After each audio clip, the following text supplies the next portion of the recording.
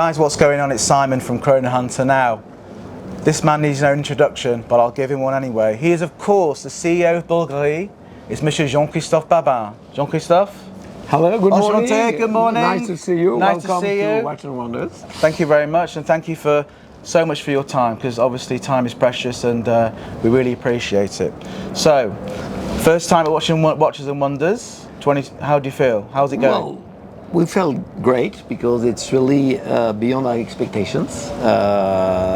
Obviously, we are grateful to the foundation to have found this space and location for Bvlgari, because we really wanted to be part of it as long as we could represent the brand for what it stands for. So not only a top watchmaker, but a top watchmaker inspired by an historical eye jewelry and jewelry activity, which provide a clue to the watches. And therefore, this is why we have this big space with this temple, which immediately says to you, oh, this is Roman. So bringing also Roma to Geneva, and exhibiting our watches in a temple. The gods of those temples are not the traditional gods, they are the watches. Yeah, absolutely. So you talk about brands. So Bvlgari, 1919.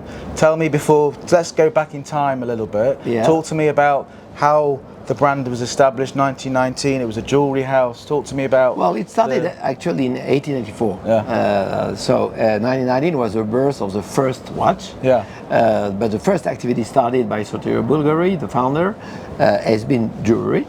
And then subsequently, the second generation started also jewelry watches.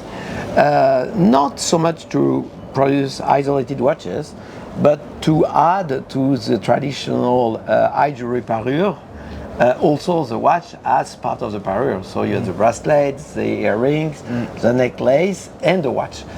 So it was not yet a true watchmaking activity, to the point that the movements were purchased to the Swiss watchmakers. So the haute joaillerie. So we started to be a true watchmaker, meaning with the expertise of movements, of gaze, of dials, of everything. In the 70s, when we introduced the daily watches, this was Bvlgari. We celebrate this year the 50th anniversary. So as a watch brand, we are old on the one hand, more than 1 century, but young on the other end, because we have become a true watchmaker only 50 years ago. Yeah, it's a very short space of time. Yeah, compared to many brands, yes. So we're trying to catch up. But you're always constantly evolving. I see there's a big involvement in your executions. In terms of this year, we've also got for the 10th world record, the Octo Finissimo on the wrist, of course, the Octo Finissimo Auto tourbillon. How did you manage to talk to me about this execution? How you managed to move the tourbillon? Well, actually, it all started in 2014 with the first Octo Finissimo, which was a tourbillon, by the way. And this was really a big surprise for all the industry, that one brand could go so thin with a tourbillon watch, and this was the first world record. And it was 5 millimeters. 11 years later, we come back with another tourbillon watch, always Finissimo, but ultra. Meaning that it's more extreme, and the more extreme is 1.85 millimeters. It is 2.5 times less than the first one back in 2014. So in just 11 years, we have evolved our mastering of ultimate elegance and therefore thinness, developing 10 different movements, and getting 10 world records. So this is a world record. It's an impressive feat. The smallest and thinnest ever tourbillon ever crafted in the watch industry. And it's not only, the thinnest tourbillon, it has much more. Tell me more, run me through this execution. An incredible skeleton watch. Which, when you have in mind that this is thick like a 1 Swiss franc coin. Really? Yeah, and inside you have 243 components.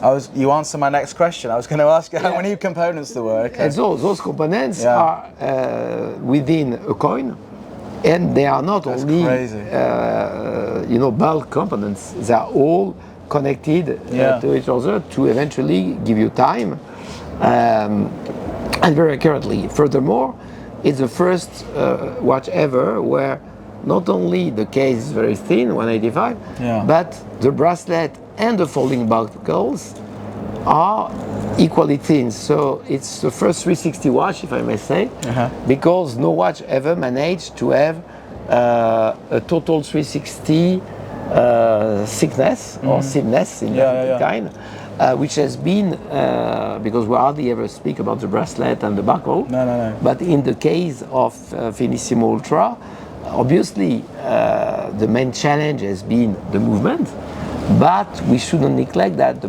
bracelet and the buckle are totally revolutionary. Because you won't find a watch in Watch and Wonders where you have the perfect match in terms of thickness between the case, between the bracelet and the buckles. Most buckles are pretty thick. Most bracelets are quite thick and have a different thickness versus the case. So this is really, from a purely aesthetical standpoint, the absolute symmetry. Absolute symmetry. It's very which makes this watch really, I think, the most extraordinary watch ever crafted by Bvlgari, regardless of the record. But aesthetically speaking, it's the best balanced ever watch we ever did. Yeah, absolutely. I mean, the weight, 43 I was going to, 3 grams. 43. 43. You wouldn't. How do we compare the weight to sort of 43 grams? Basically, if you take, I don't take gold because gold is heavy, but if I take, I mean, ceramic, is it? No, it's carbon. Carbon, this is more than 70 grams. So. Oh, really? Okay, so nearly double the weight. And if you take a normal watch, then you talk about 100 grams easily, and the gold watch is 150 grams. So. It's really something which is very, very special. You hardly feel it on your wrist, so it's very comfortable. You even sometimes... I don't dare put it... Where is it? On my wrist. No, it's like invisible. It's really a good feeling. It's really a good feeling. Yeah, no, absolutely. And how did you manage to accommodate the tourbillon in this as well? Well, talk to me about that. That must have been a feat. Well, first we had to develop, an ultra-thin tourbillon, which means that each component has been crafted like if it were a diamond, because, as we do 20 only, because it's very exclusive, each watch is like one-of-a-kind piece of eye jewelry. The eye jewelry is expressing itself with its gems. Here, where our gems are the micro components, because each micro components has taken hundreds of hours of crafting to fit in such a small space. Everything is manual. There's nothing you can do with machines. No, I was going to say definitely So it's really a unique piece of craftsmanship, and I would dare say a piece of art. Because at this stage, I think that never watchmaking had been pushed to this extreme, especially in the field of mechanical watches. I think there's boundaries, and there's pushing boundaries. I think you've gone over pushing the boundaries. If there was a real level, you've really topped the level. If there was a level to top. Probably we've thought about out of the box. And eventually discovered that the box was much larger. But also this declination is indescribably phenomenal. We've also got the Serpenti Etana. Which is Talk to me about that. Well, Serpenti is our best-selling, iconic line, together with Octo. But let's say for ladies, it's really the watch, and a watch which has gained a huge traction in the last 4 or 5 years, becoming one of the best-selling ladies' watch on the market. So it's extraordinary. So we are very happy, of course, with Tubogas and with Salutary, which are the two main regular ladies' watch we have in our portfolio. And thinking forward, we have decided that we could have a second collection, because the Tubogas is outcome of an evolution which started in '48, so 1 century ago virtually, with the secret watches, where you had the head of the snake and the body of the snake already legendary, wrapping around. But it was a jewelry watch, which was crafted in 10, 15, 20 watches per year, so it was very restricted. This is why in auction now you can pay up to 1 million if you want to buy them. And we continue to craft them because there is really a clientele for them. But obviously it was not a daily watch. So we invented in 2010, so only 15 years ago, the Tubogas watch, which is a true daily watch. Which is this one, Yeah, it's coming in steel, but it's coming in gold. It can become also a jewelry watch, because if you look at that, this is truly it's 250,000 euro. Yeah, that's a jewelry watch. Yeah, absolutely. This is in the 70,000 because you have a lot of gold, but the steel version is under 10,000. So, Tubogas is, let's say, the evolution of an icon born in 48. And it's a very figurative expression of the snake. You immediately think about the snake, because you have the body, wrapping around. You have the ovoid shape, which is a snake head.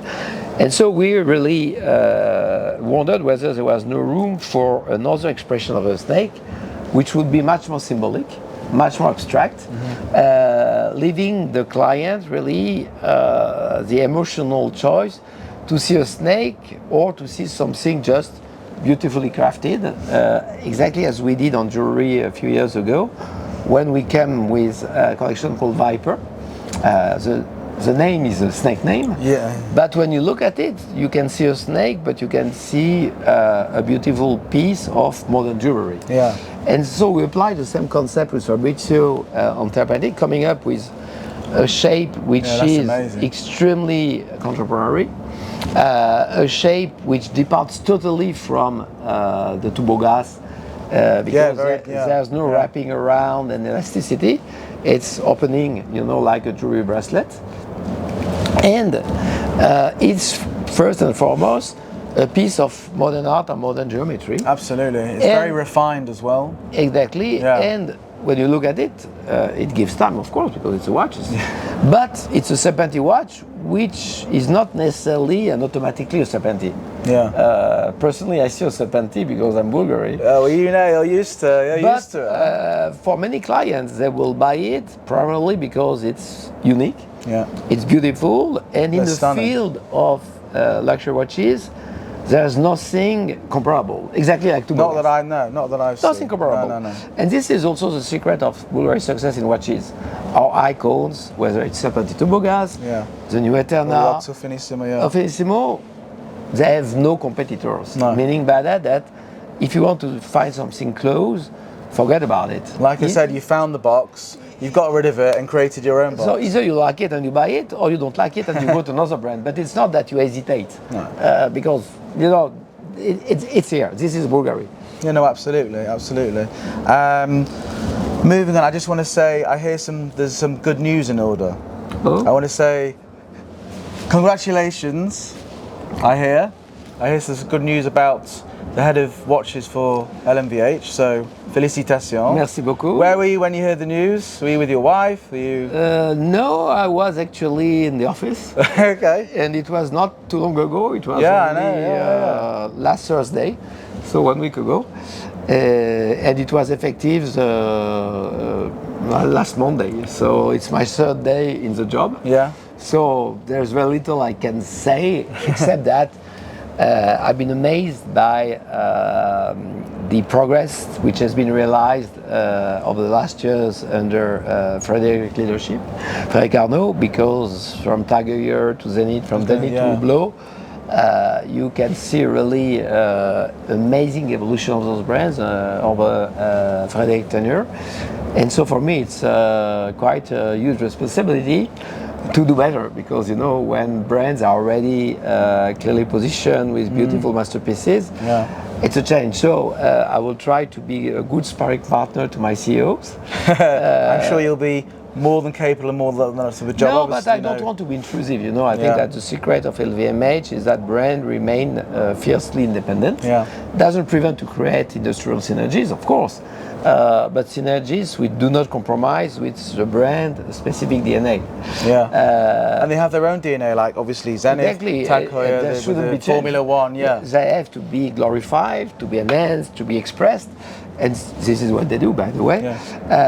So my role is more, because of my 25 years in the watch industry, to be a sparring partner when they need me.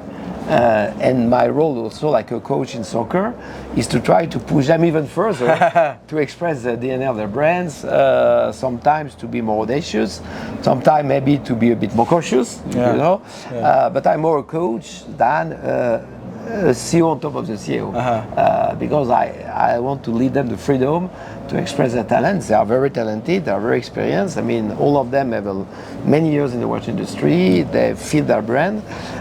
So I won't be an additional CEO. Intruding too often, but I want to be advisory and available whenever they need me. They can call me, knock at the door, and we can discuss some issues which they want to put on the table. I look forward to your horological pep talks. That would be quite something special. Final question, because again, unfortunately, time is the enemy. That's my last watch joke of this event. Trust me. 60 seconds left on the planet, on planet Earth. You've got one watch to wear. Which watch is it, and why? 60 seconds on the planet. Yeah. Well, I would go for that one because, you know, if I have to die, it has to be light. No, don't go yet. Don't go yet. They need you. They need you. No, that's a very good, straight, direct answer. I could be here literally till the end of time talking to you. Thanks very much for giving up your time today. Thank you so much. Great to meet you. Very well. And I look forward to seeing you and meeting you again. Yeah. I'm doing this all over again at Watches and Wonders 2026 even. For sure, we'll be there. Thanks very much. Same location, same tempo. Same time, same different place. watches. Next year. You heard that? Exactly. You heard that. Thanks very much. Thanks again. My pleasure.